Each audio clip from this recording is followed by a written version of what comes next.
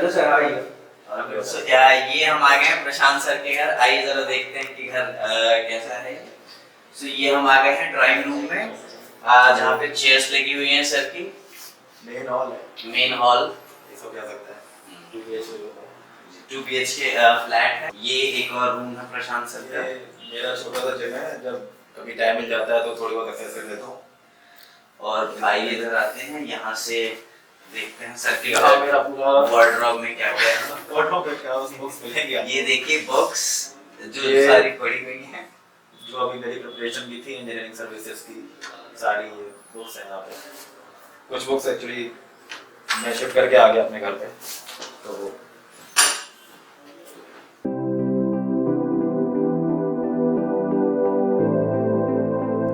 Good morning everyone. सो आज हम आ गए हैं प्रशांत सर के घर, जो गेट ऑल इंडिया रैंक 16 है, जिन्होंने ईएससी प्रीलिम्स और मेंस दोनों क्लियर किया हुआ है और राइट नाउ अभी ये पोस्टेड है एनएचआई में डिप्टी मैनेजर। तो चलिए इनसे बात करते हैं कि कैसे इनका सफर शुरू हुआ और अभी कैसा चल रहा है। तो सर बताइए कुछ अपने बारे में। तो मैं उत्तर प्रदेश के एक छोटे से टाउन ललितपुर से बिलोंग करता हूँ। मेरी ग्रेजुएशन प्री स्कूलिंग ललितपुर से थी। देन ग्रेजुएशन मेरी आईआईटी बीएचयू से हुई 2015 से 19। आफ्टर दैट मैंने एक साल का ड्रॉप लिया था। 2020 में फिर मैंने ईएससी और गेट दोनों के एग्जाम्स दिए। ईएससी प्रीलिम्स और मेंस क्लियर्ड है, अभी इंटरव्यू फरवरी में शेड्यूल्ड है। गेट में रैंक 16 आई एंड उसके थ्रू फिर मुझे national highway authority of India में एज अ डिप्टी मैनेजर भी पोस्टेड हूँ।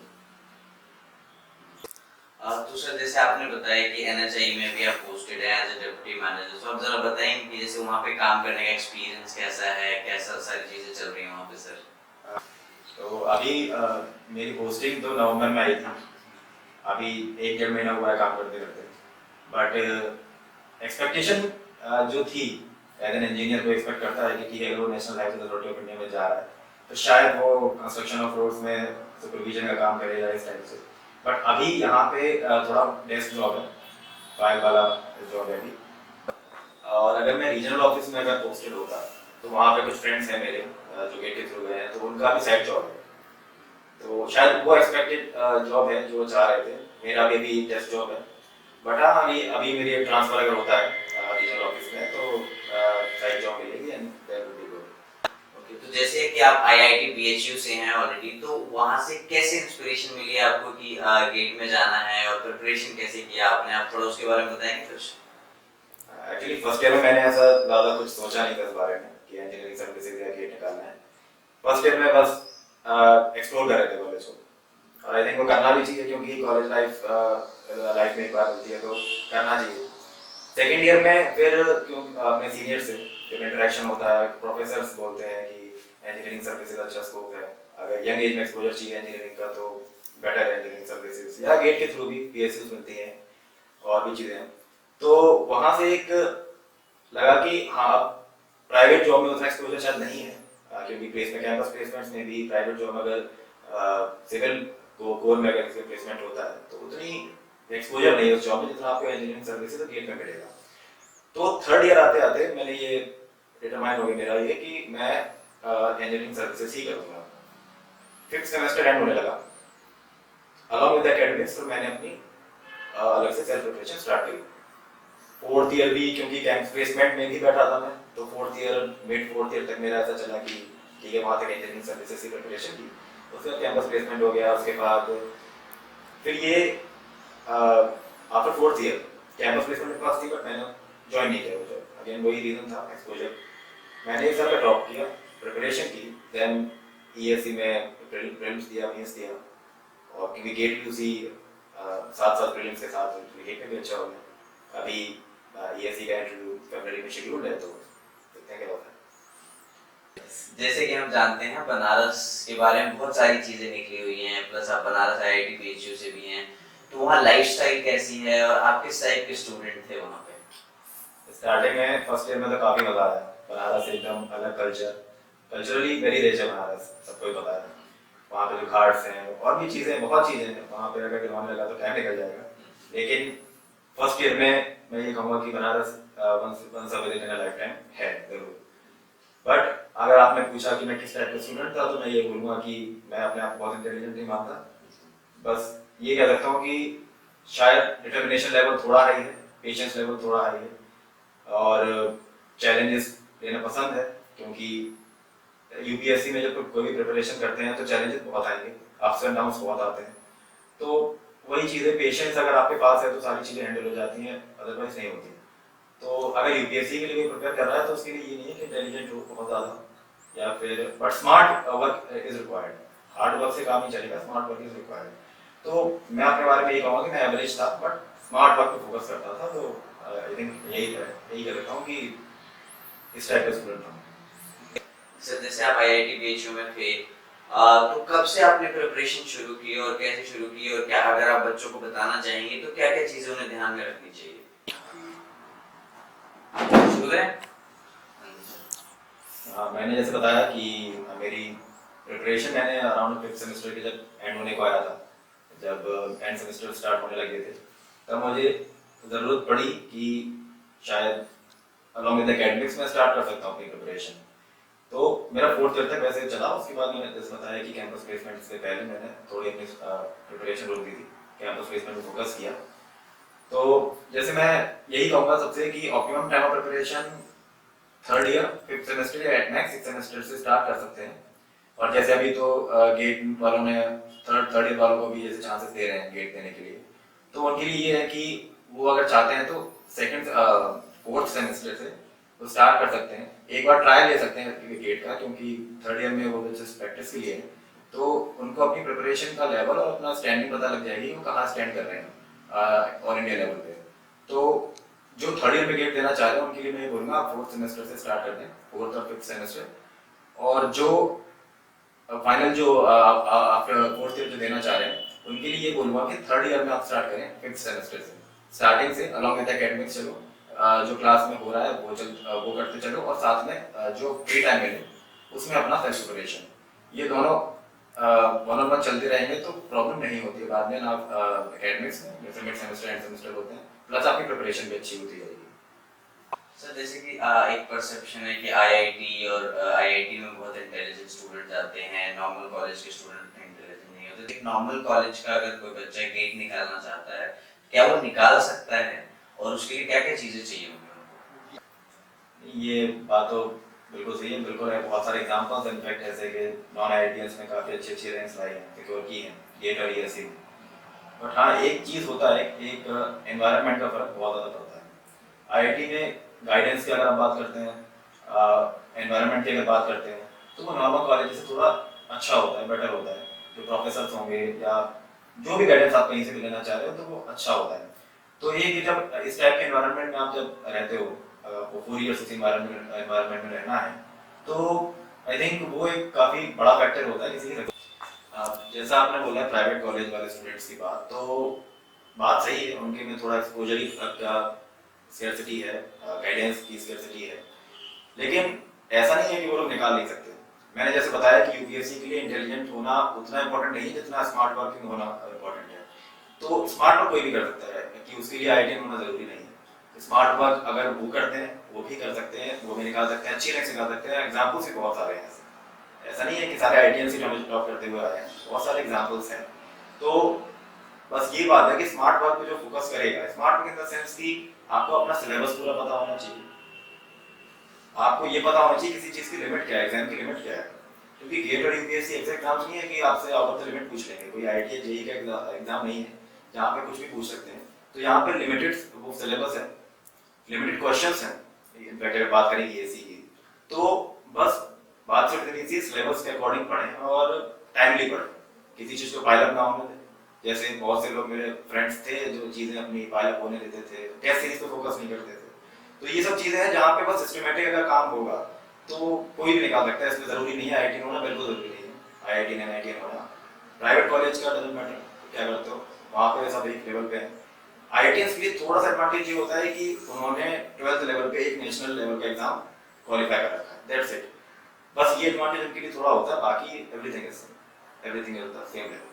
तो सर जैसे आपने टेस्ट सीरीज की बात करी, तो मैं थोड़ा सा आप इसमें एलाबोरेट कर सकते हैं कि क्या इंपॉर्टेंस है टेस्ट सीरीज की, और कैसे लोगों को मतलब चूज करना चाहिए और अटेम्प्ट करना चाहिए? अगर आप पहले इंजीनियरिंग सर्विसेज की बात करते हैं, तो जब मैंने स्टार्ट की थी प्रिपरेशन, मेरा हाल भी थोड़ा तंग था इस मामले में, क्योंकि प्रीलिम्स में एक्यूरेसी स्पीड दोनों चाहिए होता है अच्छा स्कोर करने के लिए, बट तो नॉलेज के साथ साथ ये भी चाहिए होता है। बट ये चीज़ नॉर्मल पढ़ने से डेवलप नहीं होगी, ये चीज़ तभी डेवलप होगी जब आप टेस्ट लिखें। टेस्ट सीरीज जितनी ज़्यादा से ज़्यादा, स्पेशली प्रीलिम्स की बात कर रहा हूँ मैं, प्रीलिम्स में जितने ज़्यादा टेस्ट होंगे उतनी ज़्यादा स्पीड बढ़ेगी, उतनी ज़्यादा एक्यूरेसी बढ़ेगी, प्रोवाइडेड आप उसका एनालिसिस कर रहे हो। टेस्ट सीरीज का टेस्ट दे के रख दिया उससे कुछ नहीं होना, एनालिसिस इंपॉर्टेंट है। अगर मैं गेट की बात करता हूँ तो गेट में टेस्ट सीरीज का फैक्टर 90% होता है। टेस्ट सीरीज अगर आपने डेडिकेटेडली दी हुई है 90% ऑफ द टाइम, तो आपका स्कोर अच्छा होगा अगर आप वैसे ही परफॉर्मेंस वहाँ पे दे देते हैं। तो टेस्ट सीरीज का लिखना उतना ही इंपॉर्टेंट है जितना एनालिसिस इंपॉर्टेंट है। तो 3 घंटे अगर टेस्ट है तो 3 घंटे उसके एनालिसिस में भी देने पड़ेंगे, कि सबसे ज़्यादा इंपॉर्टेंट चीज़ है कि गलतियाँ हो कैसी रही हैं। रेपिटेटिव है तो सही हो सकती है, रैंडम मिस्टेक्स हो रही हैं तो कहीं ना कहीं कॉन्सेप्ट में प्रॉब्लम है। तो ये चीज़ें इस टाइप से टेस्ट सीरीज का एनालिसिस होता है। टेस्ट सीरीज अगर मैं मेंस की बात करता हूँ, ईएससी मेंस की, इंजीनियरिंग सर्विसेज की, वहाँ पे टेस्ट सीरीज का फैक्टर 100% है। अगर आप टेस्ट सीरीज दे रहे हो आपका स्कोर अच्छा आएगा, ये मेरी गारंटी है, मैं कह सकता हूँ कि टेस्ट सीरीज का स्कोर, अगर आप टेस्ट सीरीज डेडिकेटली दे रहे हो इंजीनियरिंग सर्विस मेंस की, तो आपका स्कोर गारंटेड अच्छा आएगा, क्योंकि रेपिटेटिव क्वेश्चंस ये आते हैं मेंस में, कोई नया क्वेश्चन या वैसा out of the limit question नहीं आएगा। तो प्रैक्टिस इतनी हो जाती है टेस्ट सीरीज देने के बाद कि सारे क्वेश्चंस ऑलमोस्ट आते हुए होते हैं, बस आपको वहाँ पे जाके लिखना है। सोचने का उतना टाइम होता नहीं वहाँ पे, तो वहाँ जाके लिखना है। तो टेस्ट सीरीज में जितना अच्छे से देंगे उतना अच्छा स्कोर होगा मेंस में। तो टेस्ट सीरीज का फैक्टर ओवरऑल देखें किसी भी प्रिपरेशन में तो सबसे ज़्यादा होता है, स्पेशली उसका एनालिसिस अगर अच्छे से होगा। तो सर जैसे आपने बात की कि टेस्ट सीरीज की, तो आप कौन कौन से टेस्ट सीरीज आपने अटेम्प्ट किया है और आप कौन सा टेस्ट सीरीज सबसे इफेक्टिव रहता है, आप बताएंगे सर उसके बारे में? टेस्ट सीरीज तो मैंने काफ़ी मतलब 2-3 ली थी 2-3 जगह से, बट डेडिकेटेडली मैंने सॉल्व किया था आईएएस मास्टर की टेस्ट सीरीज को। प्रीलिम्स के में 13-14 टेस्ट होते हैं, सारे फॉलो किए, देन मेंस में भी उनकी सारी टेस्ट सीरीज फॉलो की। इनफैक्ट 2018 और 19 की जो टेस्ट सीरीज हुई थी वो भी मैंने सॉल्व की थी मेंस के लिए और प्रीलिम्स के लिए। उससे एक बेस प्रिपेयर हो गया कि अब कोई क्वेश्चन छूटेगा नहीं एग्जाम में जो आएगा, अगर आता है तो शायद बहुत कम लोगों से हो पाए। तो अगर रेलिवेंट लगी मुझे आईएएस मास्टर की टेस्ट सीरीज थोड़ी, क्योंकि जो उनका लेवल है उस लेवल से आप एक्सपेक्ट कर नहीं सकते कि यूपीएससी वाले उससे ज़्यादा देंगे। तो अगर वो आप सॉल्व कर पा रहे हो 3 घंटे में लिमिटेड 150 क्वेश्चंस जो कि फाइनल एग्जाम में भी आने हैं, अगर वो आप 3 आवर्स में सॉल्व कर पा रहे हो तो जो फाइनल पेपर हो बहुत इजी लगेगा। और इवन मेंस में अगर बात करते हैं, मेंस में भी पेपर लेंथी होता है उनका काफी, तो अगर वो आप 3 आवर्स में सॉल्व कर पा रहे हो तो फाइनल पेपर तो भी आपको इजी लगेगा, आप सारे क्वेश्चन अटेम्प्ट कर पाओगे एक बार। अगर गेट की बात करते हैं तो गेट में पेपर थोड़ा सा टफ होता है, अगर नॉर्मल गेट से बात करें, नॉर्मल ओरिजिनल एग्जाम से बात करें, वो थोड़ा टफर साइड में होता है, बट वो भी एक अच्छी चीज़ है क्योंकि वहाँ पे आपकी स्पीड और एक्यूरेसी मैटर करती है गेट में। तो अगर ऐसे देखा जाए तो इस मास्टर की टेस्ट सीरीज मुझे रेलेवेंट लगी। बाकी और भी टेस्ट सीरीज है, वो तो स्टूडेंट्स अपने हिसाब से चूज कर सकते हैं उनको जो अच्छी लगे, बट मैंने जैसे बताया कि एक फैक्टर है, आप टेस्ट सीरीज देख के उसका एनालिसिस इंपॉर्टेंट है। कोई भी टेस्ट सीरीज लो, वो सबकी रेलेवेंस की अलग बात है कि उसको अच्छी लगती है, एनालिसिस इंपॉर्टेंट है। सर जैसे क्या होता है कई बच्चे सिर्फ गेट देना चाहते हैं, तो मतलब क्या डिफरेंसेस है गेट और ईएससीज में और क्या सिमिलरिटीज है, जरा बताना चाहेंगे? गेट मेरे ख्याल से गेट की अलग से प्रिपरेशन करनी नहीं चाहिए हर इंसान को जो भी प्रिपरेशन कर रहा है। ईएससी की प्रिपरेशन स्टार्ट करो। ईएससी की प्रिपरेशन इतनी वाइड होती है, इतनी डीप होती है कि सारे एग्जाम्स कवर हो जाएंगे। अगर ईएससी की प्रिपरेशन पे आप फिट हो तो सारे एग्जाम्स क्लियर हो सकते हैं, नो डाउट। गेट जैसे आपने कहा कि अगर मैं अपना बताता हूँ तो मेरा ईएससी प्रीलिम्स 5 जनवरी को था। उसके बाद मेरे ख्याल से मुझे लगता है 10 दिन भी मैंने गेट के लिए पढ़ा होगा, बस टेस्ट सीरीज मैंने फुल टेस्ट दिए और मैं गेट के एग्जाम के लिए बैठ गया।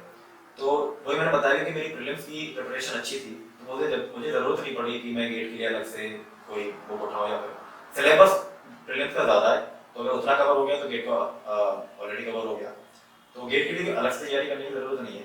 प्रीलिम्स की तैयारी करो, हो जाता है प्रीलिम्स में तो वेल एंड गुड, लेकिन अगर नहीं होता है तो गेट का एक ऑप्शन रहता है। तो तैयारी अलग से नहीं होती, प्रिपरेशन अलग से नहीं होती, लेकिन जो पैटर्न ऑफ क्वेश्चंस है वो अलग होते हैं। इंजीनियरिंग सर्विस प्रीलिम्स की बात करें तो वो बिट्स ऑफ नॉलेज चेक करते हैं आपकी कि आपको कितना पता है, आपको ये चीज़ आपने सुनी है कि नहीं। गेट में वो थोड़ा सा बेसिक्स में चले जाते हैं, थोड़ा सा डेप्थ में चले जाते हैं कि आपको जो जितना पता है वो आपको अच्छे से पता है नहीं, ये थोड़ा डिफरेंस आ जाता है।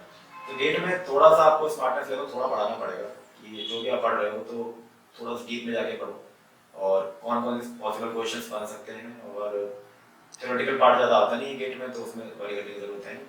तो लेकिन अगर प्रीलिम्स की तैयारी अच्छे से हो रही है, आइस मास्टर की स्पेशल बता रहा हूँ आपको, आइस मास्टर की टेस्ट सीरीज सॉल्व कर रहे हो आप, उसमें न्यूमेरिकल पार्ट और थ्योरेटिकल पार्ट ऐसा रहता है कि गेट में मुझे नहीं लगता कि प्रॉब्लम होगी, क्योंकि अगर वैसा न्यूमेरिकल पार्ट आप बिना कैलकुलेटर कर रहे हो सॉल्व प्रीलिम्स एग्जाम में, तो कैलकुलेटर के साथ तो और इजी हो जाएगी वो चीज़। और ये मेरे साथ हुआ था, मुझे लगी थी ये चीज़ की जब वही वही क्वेश्चन मैं कैलकुलेटर से सॉल्व कर रहा हूँ तो। सर जब सिलेबस कवर करने की बात आती है तो कितना टाइम ऑन एन एवरेज लगता है, और अगर किसी को जल्दी कवर करना हो तो क्या आपके मतलब टिप्स रहे होंगे उनके लिए? सिलेबस सिलेबस अगर स्टार्ट, जैसे मैंने बोला कि 30 ईयर्स को स्टार्ट करता है, सेल्फ से अगर बात करते हैं तो 1.5 ईयर्स मान के चलते हैं कि 1.5 ईयर्स आपको लगेंगे, क्योंकि स्टार्टिंग में थोड़ी प्रॉब्लम होती है, कुछ चीज़ें ऐसी होती हैं जो अगर कॉलेज में बात करें तो 4th में पढ़ाई जा रही है, 3rd में पढ़ाई जा रही है, प्रॉपर गाइडेंस ना होने के चक्कर में आप 1.5 ईयर्स मान के चल सकते हैं। तो उस हिसाब से अपनी प्रिपरेशन को शेड्यूल करें। और और अगर कोई प्रिपरेशन थोड़ी लेट स्टार्ट कर रहा है 4th ईयर में, तो उसके लिए उनके लिए मैं ये कहूँगा कि शॉर्ट नोट्स प्रिपेयर करें। Short notes in the sense कि पहले आपको पता होना चाहिए सिलेबस क्या है। सिलेबस अगर आपको पता होगा, आपको प्रीवियस क्वेश्चन की थोड़ी नॉलेज होगी, तो उस हिसाब से अपना शॉर्ट नोट्स प्रिपेयर करें। और देन आई थिंक कि 7 to 8 मंथ्स सफिशिएंट है प्रिपरेशन करने के लिए। बट उसके लिए आपको एंटायर डे आपको उसके लिए डिवोट करना पड़ेगा, कोई और एक्टिविटी ना हो, पूरा टाइम आप बस पढ़ाई करें। और 7-8 महीने बहुत हैं इसके लिए। बस शॉर्ट नोट्स प्रिपेयर इसलिए करने पड़ेंगे क्योंकि आपने जो 7-8 महीने में कवर करना है वो चीज़ आपको रिटेन नहीं रहेगी। इतने कम टाइम में अगर आप पढ़ते हो तो वो रिटेन रहेगी नहीं, इसलिए शॉर्ट नोट्स बाद में हेल्पफुल होंगे जब एग्जाम के टाइम पे, जब एग्जाम क्लोज आ रहा होगा तो वो शॉर्ट नोट्स ही आपके काम आएंगे। तो अगर आप कम टाइम में प्रिपेयर करना चाहते हो तो ये एक एफिशिएंट मेथड हो सकता है। बाकी जो सेल्फ प्रिपरेशन कर रहे हैं उनके लिए मैंने बताया 1.5 ईयर्स मोर देन इनफ है। 1.5 ईयर्स में आपका डबल रिवीजन भी हो जाएगा और रिटेन भी हो जाएंगी चीज़ें। तो शॉर्ट नोट्स में कहूँगा कि मैंने तो नहीं बनाए थे क्योंकि मेरी प्रिपरेशन थोड़ी पहले से थी, मुझे जरूरत नहीं पड़ी। बट अगर जो कम टाइम में करना चाह रहे हैं उनके लिए शॉर्ट नोट्स मेरे लिए गणेशिया हो तरीके। तो सर जैसे आपने बोला कि जो लास्ट में शुरू करते हैं उनको पूरा दिन पढ़ना होता है, राइट? तो आपने जब शुरू की तो आप कितने घंटे देते थे पढ़ाई को? तो आप पर्सनली आप कितने? जब मैंने स्टार्ट की थी प्रिपरेशन तो मतलब कॉलेज में था, तो क्लासेस के बाद जो टाइम मिलता था फ्री टाइम नाइट टाइम में 2-3 घंटे में वहाँ निकाल देता था। अब क्योंकि कॉलेज टाइम में मैंने प्रिपरेशन क्योंकि थोड़ी सी जल्दी स्टार्ट की थी, तो इतना टाइम था मेरे पास कि स्पेयर टाइम था कि थोड़ा सा 2-3 घंटे करके अपना कवर कर सकता था सिलेबस। बट ड्रॉप ईयर में जैसे आया मैं तो there was a need of around 12 hours, 12 घंटे स्टडी रिक्वायरमेंट थी। एक रीजन ये था, दूसरा रीजन इसके ये था क्योंकि मेरे रूम में इंटरनेट चलता नहीं था, बिल्कुल कॉल्स आते नहीं थे किसी के, तो पूरा टाइम मैंने बस पढ़ाई की है, डिवोट किया पढ़ाई के लिए। तो 10 से 12 घंटे का ड्रॉप इन में रहा है मिनिमम।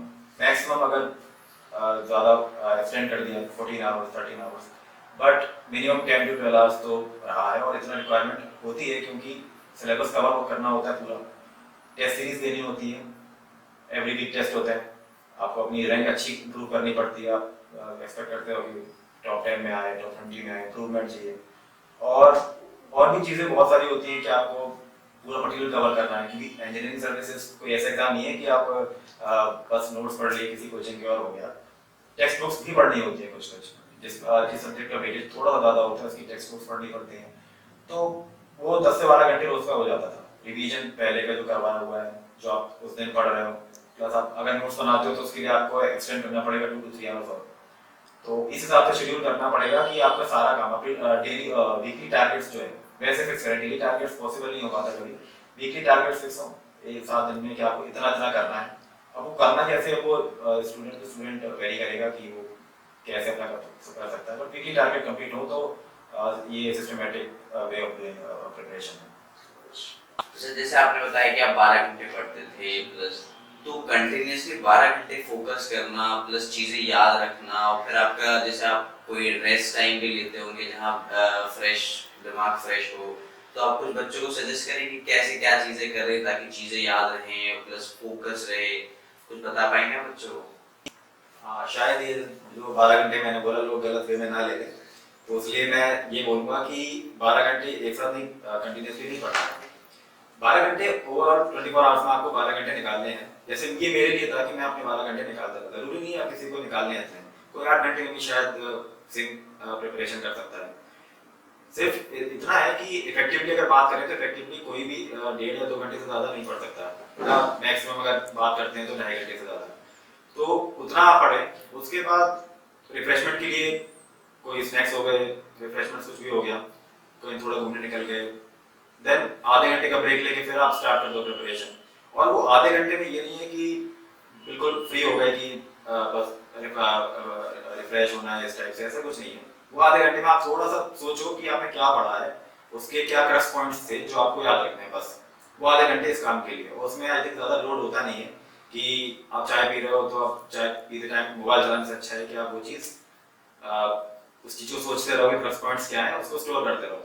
ये चीज़ आपको दिन में 5 से 6 बार हो जाएगी। 5 से 6 बार ब्रेक्स जब आप लोगे तो 5 से 6 बार आपका रिवीजन होता रहेगा अंदर ही अंदर, जब आप फ्री टाइम में बैठे होगे। तो आपके लिए इसके लिए आपको अलग से रिवीजन नहीं करना।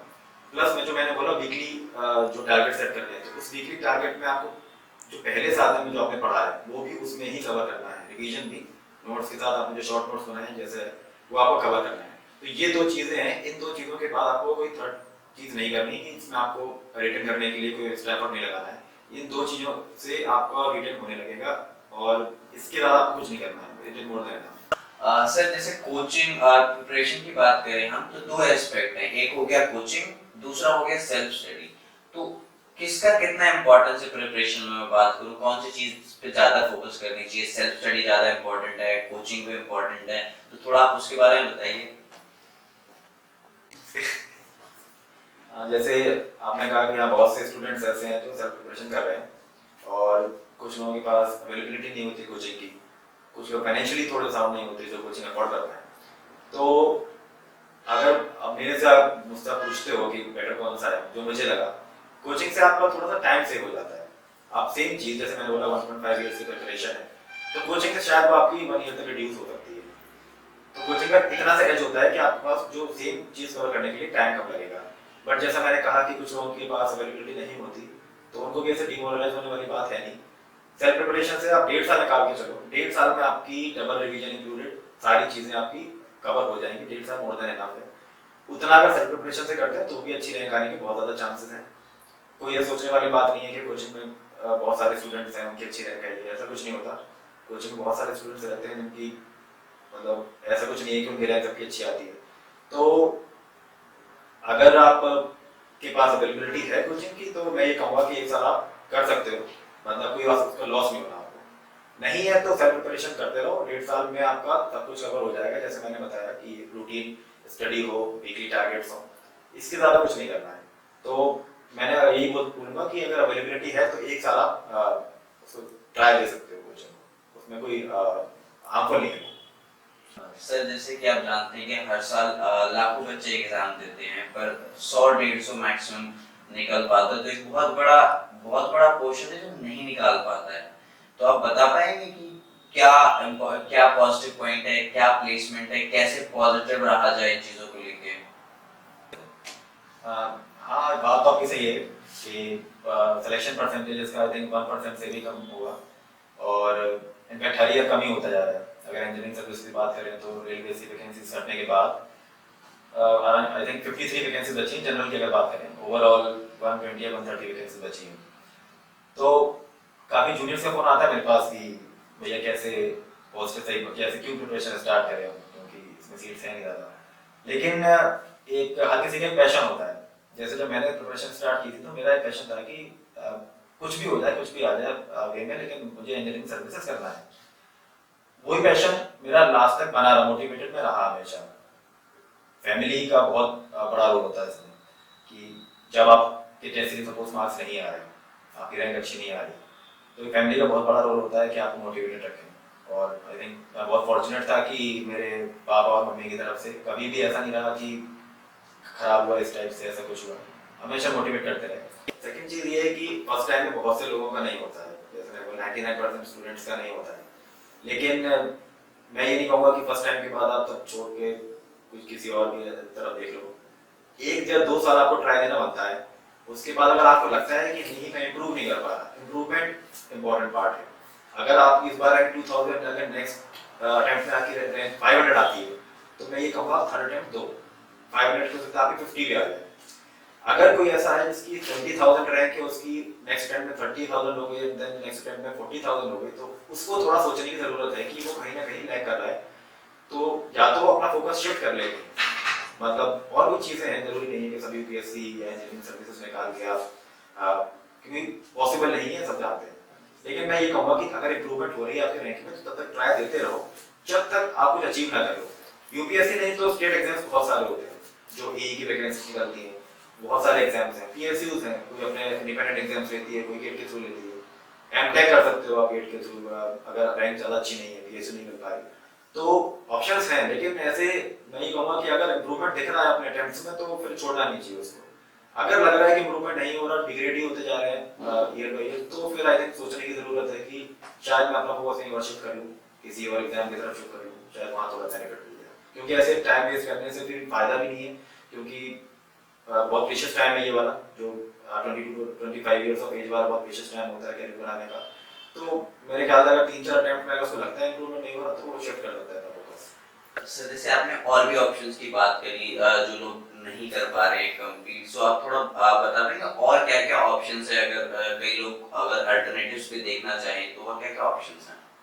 हाँ, जैसे मैंने स्टार्टिंग में आपको बताया था कि अगर आप अगर इंजीनियरिंग सर्विसेज की प्रिपरेशन अच्छे से हो गई, फुल विड्थ में, फुल डेप्थ में, तो कोई भी टेक्निकल एग्जाम आपका क्रॉस हो जाएगा।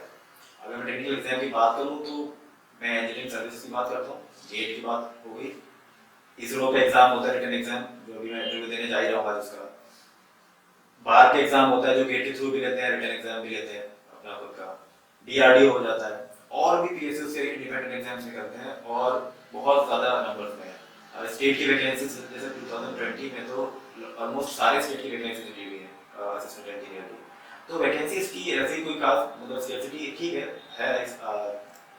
ऑनगोइंग ईयर्स में, लेकिन इतना नहीं है कि अगर आप प्रिपरेशन अच्छी है, अच्छे लेवल पे है, यूपीएससी नहीं हो पा रहा क्रॉस, लेकिन इतना गारंटी हो जाएगा कि आपका कि बाकी जो मैंने एग्जाम्स बताए इनमें कहीं ना कहीं आपका सिलेक्शन हो जाएगा अगर आपकी प्रिपरेशन अच्छी है।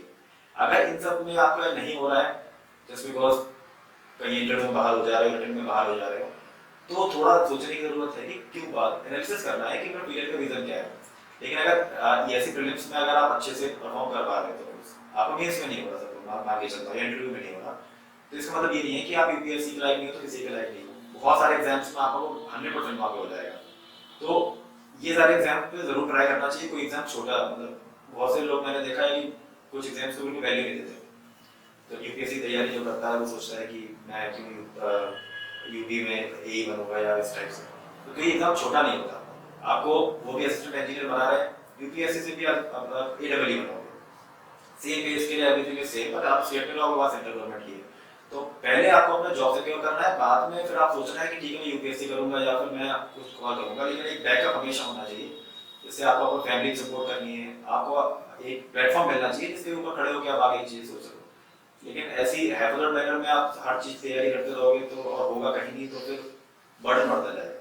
तो एक बैकअप हमेशा रहना चाहिए कि आप कोई भी एक जॉब पकड़ लो, सिक्योर करो अपनी लाइफ, उसके बाद आप आगे जो करना चाह रहे हो। सर लास्ट क्वेश्चन पे आते हैं, जैसे कि अभी गेट एग्जाम सर पे हैं तो बच्चे बहुत कंफ्यूज हो जाते हैं, बहुत ज्यादा स्ट्रेस्ड हो जाते हैं, तो आपने कैसे किया था लास्ट के वीक्स में और आप बच्चों को क्या सजेस्ट करना चाहेंगे? जैसे मैंने तो आपको बताया कि प्रीलिम्स मेरा अच्छा हो गया था, उसके बाद इसरो का रिटन एग्जाम था और मेरे पेरेंट्स आए हुए थे, मेरे रूम पे रुके हुए थे, तो मेरी प्रिपरेशन मैंने 10 दिन की थी ऑलमोस्ट। तो जैसे अगर वही टाइम आ गया, अभी भी वही टाइम है, अभी एग्जाम में जैसे अराउंड 2 वीक्स बचे हुए हैं, मैंने जैसे आपको बताया था कि मेरा भी 9 टाइम्स मैंने प्रिपरेशन स्टार्ट की थी आफ्टर इसरो रिटन एग्जाम, तो अभी अपने जो बुक्स हैं और जो नोट्स हैं उसे पढ़ना छोड़ दो, अब कुछ उससे फायदा नहीं मिलेगा। सिर्फ जो फायदा देगा आपको टेस्ट सीरीज, फुल टेस्ट जो होते हैं, किसी भी आपने कोचिंग की टेस्ट सीरीज ले रखी हो, आप फुल टेस्ट दो, उसको एनालिसिस करो। ज्यादा फुल टेस्ट नहीं देना है, मेरे ख्याल से 7-8 full test more than enough है। उनका एनालिसिस करो एंड शॉर्ट नोट्स जो बनाए हैं, शॉर्ट नोट्स को एकदम, जो इसमें फॉर्मूले जो है जो लगता है कि प्रीवियस ईयर्स में आया है वो तो करने हैं, बट जो लगता है कि जो टेस्ट सीरीज में भी है वो भी आपको फॉर्मूले याद करने हैं। थ्योरी पार्ट ज्यादा फोकस नहीं करना है, वो अगर आएगा भी तो 1 मार्क में आएगा, उस पर ज्यादा टेंशन लेने की जरूरत नहीं है। लेकिन जो न्यूमेरिकल पार्ट है उसमें फोकस करना है। अभी 10 दिन है, 12 दिन है, उसमें एक काम कर सकते हैं कि जितने भी टेस्ट सीरीज दे रखी है, दे रखे हैं, उनके जो क्वेश्चन आपसे नहीं हुए तो एक बार फिर से करो, और अभी बस 10 दिन में बस टेस्ट लिखो, एनालिसिस करो और शॉर्ट नोट्स रिवाइज करो। बस बुक में नहीं जाना है, कोचिंग के नोट्स या जो वैसे नोट्स बनाए थे अपने थॉरल नोट्स में नहीं जाना है, short notes and test series बस इतना काम करना है 10-15 दिन में। लास्ट वीक में मैं कहूँगा कि 3 से 4 दिन पहले बिल्कुल छोड़ दो पढ़ना, कुछ नहीं करना है, ना सिर्फ सोचना है, बस डायरेक्ट एग्जाम में जाके बैठ के एग्जाम देना है अच्छे से।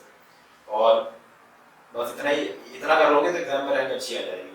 आई एम श्योर कि मतलब इससे ज्यादा गेट की रिक्वायरमेंट है ही नहीं, इससे ज्यादा कि अगर आपके बेसिक्स स्ट्रांग है तो रैंक अच्छी आ जाएगी, अगर आप सिलेबस के साथ करके आओ एग्जाम में तो।